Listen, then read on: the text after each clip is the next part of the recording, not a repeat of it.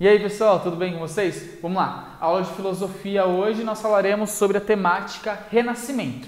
Então, nós estamos dando continuidade com a filosofia ali medieval, ok? Agora nós só mudamos o período, entramos então na Idade Moderna, ok? Se vocês assistirem às aulas anteriores, verão que nós trabalhamos dois filósofos importantes, Alberto Magno e Tomás de Aquino. Eles faziam parte de uma corrente filosófica chamada escolástica, lá nas escolas cristãs, muito importante durante a Idade Média, sabendo que nesse período a igreja era o principal centro educacional e cultural da Europa e de todo o mundo ocidental. Tudo bem? Agora, no Renascimento, estão acontecendo algumas transformações. Falaremos sobre elas daqui a pouco. E essas transformações fizeram com que surgissem novas filosofias. Então, é sobre essas filosofias que surgiram que nós falaremos agora.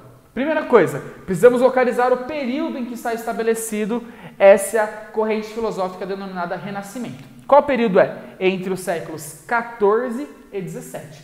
Também devemos localizar ou identificar o local. No caso, iniciou-se ali na Península Itálica, principalmente derivado dos portos de Gênova e Veneza. Esses portos eram importantíssimos para o comércio, então criavam-se grandes aglomerados urbanos, cidades mesmo já estavam se desenvolvendo. Então era o local onde tinha mais dinheiro. Se tinha mais dinheiro, justamente esses artistas, esses filósofos se localizavam principalmente nessa região. Tudo bem? Ela inicia na Península Itálica, mas ela se espalha por toda a Europa.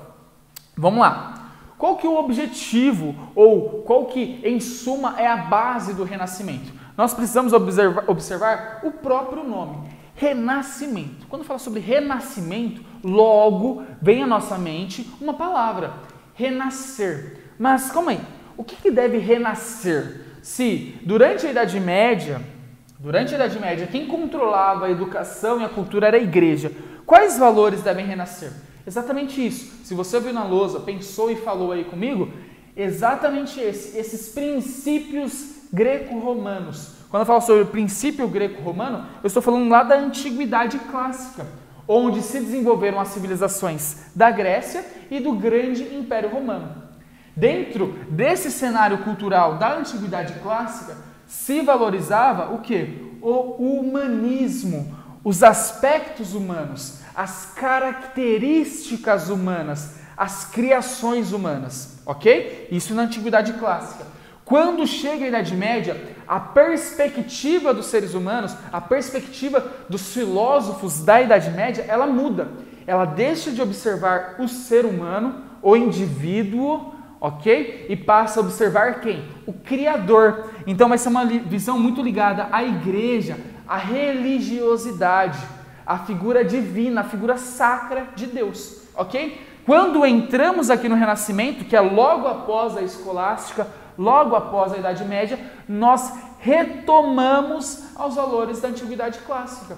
Tudo bem? Por isso que é o Renascimento. O Renascimento do quê? Do humanismo, ou seja, da valorização dos aspectos humanos. Nesse caso, aparece a imagem para vocês aí do homem vitruviano, esse mesmo, desenhado por Leonardo da Vinci, que mostra exatamente essa questão do antropocentrismo, do ser humano no centro dos estudos filosóficos da época. Deixa de olhar para Deus, passa a olhar para o indivíduo, para o ser humano em si. Basicamente, é essa a explicação para o Renascimento.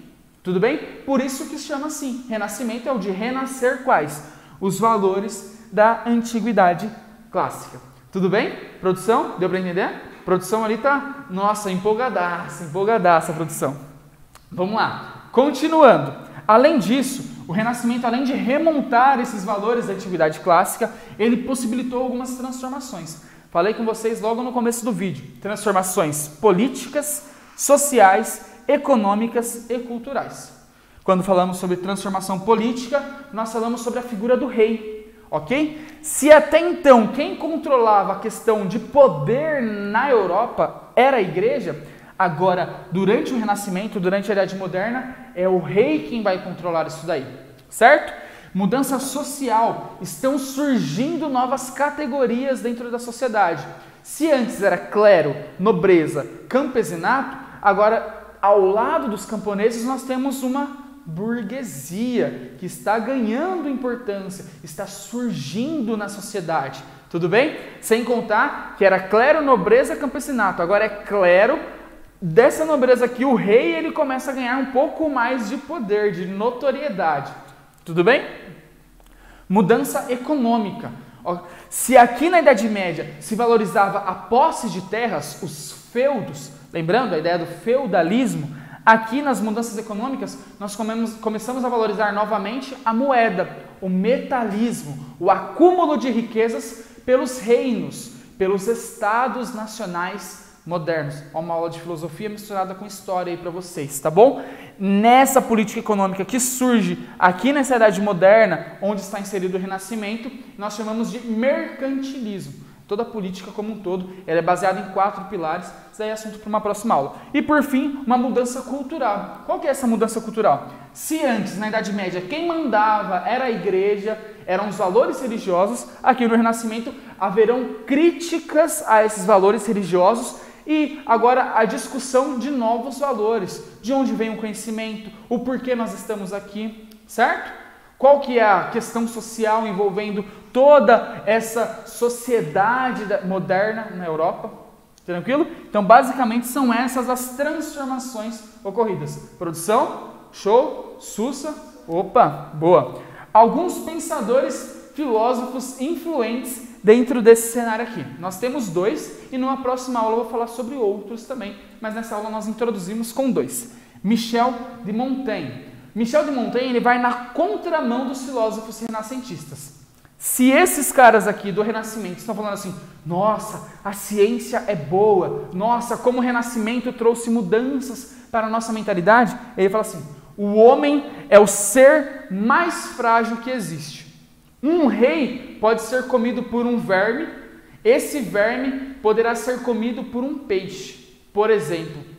Olha como o ser humano ele é frágil. Nossa, professor, mas como um rei vai ser comido por um verme? Esse rei ele morre. Quando ele morre, ele é enterrado. Enterrado, ele vai ser sim comido por vermes. Esses vermes eles poderão ser usados como isca. Esse peixe ele poderá ser comido, por exemplo, por um mendigo. Olha como esse ser humano, esse rei que é tão poderoso, ele é ao mesmo tempo tão frágil após a sua morte. Certo? Então, para Montaigne, o ser humano é o ser mais frágil. Além de mais frágil, ele também é o ser mais orgulhoso, porque ele não reconhece a sua própria fragilidade. Ele é frágil, é fraco, mas ele se acha o fortão, o dono de tudo. Eram os monarcas absolutistas, aqui ó, da questão política. Montaigne então criticava, não somente ele, como todos os seres humanos, mas uma crítica direta a esses reis absolutistas. Além disso, nós tínhamos o outro pensador, que era Nicolau Maquiavel. Em sua obra O Príncipe, escrita em 1513, mas publicada somente em 1532, ele dizia que o rei ele poderia ter 2 características. Ou ele era amado, ou ele era temido. Ele poderia ser os 2. Mas se ele não fosse amado pelo seu povo, pelos seus súditos, era melhor que ele fosse temido por eles. Era melhor que os súditos olhassem para o rei e se tremessem de medo. Por quê? Se tem medo do rei, respeitam mais esse rei. Se amam esse rei, falam assim, eu amo o rei, então eu posso fazer o que eu quiser com esse rei, porque ele não vai fazer nada comigo. Então, Maquiavel, diferentemente de Montaigne, que critica o rei, que critica esse monarca absolutista, Maquiavel defende uma postura muito severa, muito dura desses monarcas, desses reis, dessa realeza que agora está controlando a política, está agora tudo em suas mãos. Tudo bem? Dentro da Idade Moderna, a Idade Moderna onde surgiu o Renascimento. Basicamente é isso. Gente, produção, de buenas. Espero que tenham gostado, sobretudo que tenham entendido. Fiquem com Deus, um grande abraço. Se não entendeu, volta o vídeo. Tchau.